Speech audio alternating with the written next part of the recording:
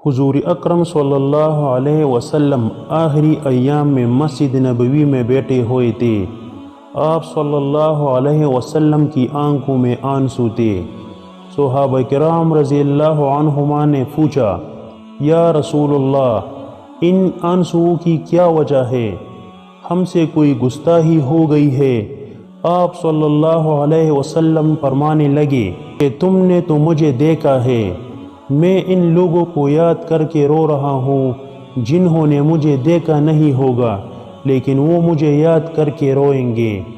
وہ کیا چیز ہے جو سینوں سے چلتی ہے، جو ایک دوسرے میں چلتی ہے؟ کتاب تو شاید علم کا مدفن ہے لیکن نگاہ محرج ہے، اس لیے فیض ایک سینے سے دوسرے سینے میں منتقل ہوتا ہے۔ آج تک دنیا کی تاریخ میں کسی کو اتنی محبت سے یاد کیا ہی نہیں گیا جتنا حضور اکرم صلی اللہ علیہ وسلم کو یاد کیا گیا۔ ہماری عبادت کے کمزور درجے ہو سکتے ہیں لیکن ہماری محبت کا قوی درجہ یہ ہے کہ آپ صلی اللہ علیہ وسلم کی یاد میں آنکھوں میں آنسو آ جائے، یہی فیض ہے۔